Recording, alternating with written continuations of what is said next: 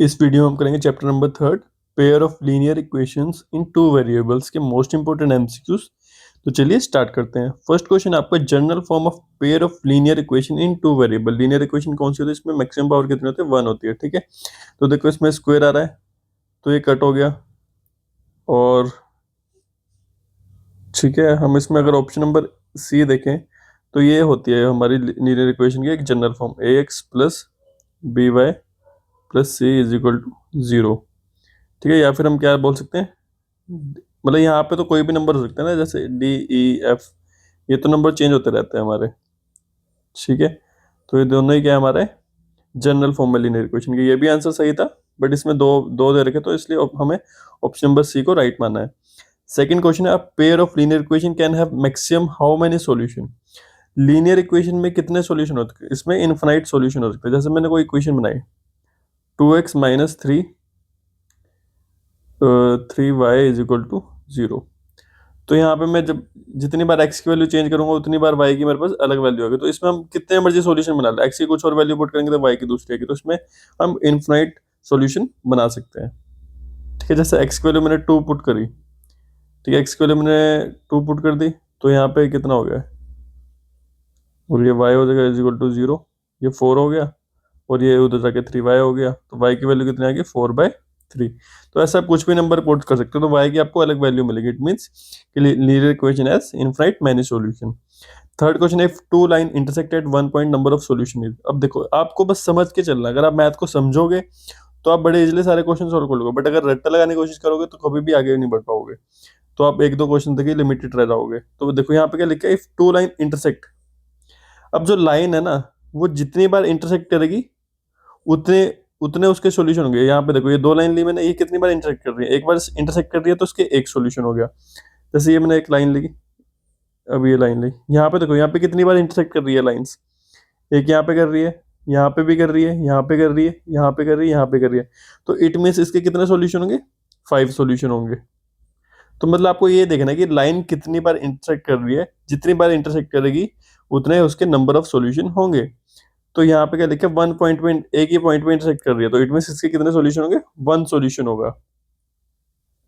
अब fourth question है, if two lines are parallel number of solution is. दो line parallel तो उसके कितने सॉल्यूशन होंगे? अब पैरेलल है तो क्या होगा, दो लाइन पैरेलल है, अब ये तो इंटरसेक्ट कर ही नहीं रही आपस में, इंटरसेक्ट कर ही नहीं रही, तो इट मींस इसका कोई भी सॉल्यूशन नहीं होगा। It means it has 0 solution. ठीक है, समझ आ गया? 0 क्यों है? क्योंकि ये लाइन इंटरसेक्ट नहीं कर रही है आपस में कट नहीं कर रही है एक दूसरे को। फिफ्थ क्वेश्चन है, if two equation represent same line. अब दो, एक लाइन ये है, ठीक है, एक लाइन ये मैंने मोटी से बना दी, ठीक है, एक लाइन ये है, इसके ऊपर मैं एक लाइन और बना देता हूं। अब देखो ये हर एक पॉइंट में मिल रही है, यहाँ पे मिल रही है, यहाँ पे मिल रही है, यहाँ पे मिल रही है, हर एक पॉइंट में मिल रही है, तो इसके तो क्या हो जाएंगे, हर एक पॉइंट पे अलग आंसर आएगा। तो it means it has infinite many solution, क्योंकि इसमें हर एक पॉइंट पे एक इंटरसेक्शन हो रहा है, हर एक पॉइंट पे इंटरसेक्शन हो रहा है, it means it has infinite many solution. ठीक है, इनफाइनाइट है इसका आंसर। सिक्स क्वेश्चन है, condition for a unique solution. Unique solution का आपको फॉर्मूला याद रखना है, क्या होता है, a1 a2 not equal to b1 b2। इसके आगे क्वेश्चन आएंगे तब मैं आपको पूरा फॉर्मूले के साथ आपको करवाऊंगा क्वेश्चन। आपको अभी तो बस फॉर्मूला याद रखना है, क्या होता है, a1 a2 not equal to b1 b2, वो क्या होगा, यूनिक सॉल्यूशन होगा। नो सॉल्यूशन में क्या होता है, a1 a2 equal to b1 b2 but not equal to c1 c2। ठीक है, अगर ऐसी इक्वेशन बनती है तो वो क्या होगा, no solution, no solution. Eighth question है, condition for infinite solution. Infinite solution के कंडीशन क्या होगी, इसमें सारे इक्वल होते हैं, a1 a2 equal to b1 b2 equal to c1 c2, तो ये क्या हो जाएगा, इनफाइनाइट सॉल्यूशन। नाइन्थ क्वेश्चन है, method of solving equation by expressing one variable in terms of another. इसमें क्या करना, हमें एक इक्वेशन को दूसरे उसके रिप्रेजेंट करना है। जैसे मैंने x की वैल्यू 4 ले ली और यहाँ पे इक्वेशन दे रखी है 2x plus y is equal to 0, इसको माइनस कर लेता हूँ, minus y is equal to 0। ठीक है, तो मैंने यहाँ पे क्या कर दिया, x की वैल्यू इसमें पुट कर दी, तो कितना हो गया, 4 हो गया, इज इक्वल टू y की वैल्यू कितनी आ गई, 8 आ गई। तो जब हम ये एक की वैल्यू दूसरे में पुट करते हैं, इसको बोलते हैं सब्स्टिट्यूशन मेथड। जब हम एक इक्वेशन की वैल्यू दूसरी इक्वेशन में पुट करते हैं उसको हम बोलते हैं सब्स्टिट्यूशन मेथड। इसका नेक्स्ट मेथड होता है method of removing one variable. अब देखो रिमूव करा है, रिमूव को मतलब को क्या दूसरा मतलब क्या होता है, एलिमिनेट करना। इसमें क्या करते हैं हम, एक वेरिएबल को एलिमिनेट कर देते हैं, तो वो एक ही वेरिएबल रह जाता है, तो हम उसको फिर सॉल्व कर लेते हैं। तो जब हम एलिमिनेट करते हैं उसको क्या बोलते हैं, removing one variable. 11th question है solution of equation graphically is point of, जो ग्राफिकल वो निकालते हैं हम, ठीक है, सॉल्यूशन बनाते हैं, वो क्या होता है, इंटरसेक्शन होता है। सॉल्यूशन कैसे निकलता है, जब कोई भी लाइन क्या होंगी, इंटरसेक्ट करेंगी। 12th क्वेश्चन है equation x plus y is equal to 5। जो ये लीनियर इक्वेशन होती है जिसमें पावर 1 होती है, वो हमेशा कैसे ग्राफ शो करती है, स्ट्रेट लाइन वाले ग्राफ शो करेगी। ये आपको याद रखना है। पैराबोला किसमें बनता है, क्वाड्रेटिक इक्वेशन में, जिसमें पावर 2 होती है। 13th क्वेश्चन है pair of equation 2x plus 3y is equal to 5 and 4x plus 6y is equal to 10 has. अब इसके हमने देखो, जो x के साथ में नंबर होता है ये a होता है, ये b होता है, a1 b1 c1। ये क्या होगा, a2 b2 c2। तो देखो a1 क्या होता है formula, a1 upon a2 is equal to b1 upon b2 equal to c1 upon c2।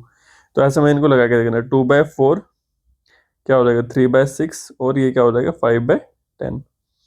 तो ये कितना आ रहा है, 1/2 आ रहा है, कट करना है, 1/2 आ रहा है, 1/2 आ रहा है। तो क्या बन रहा है, 1/2 इक्वल टू 1/2 इक्वल टू 1/2, मतलब सारे इक्वल है।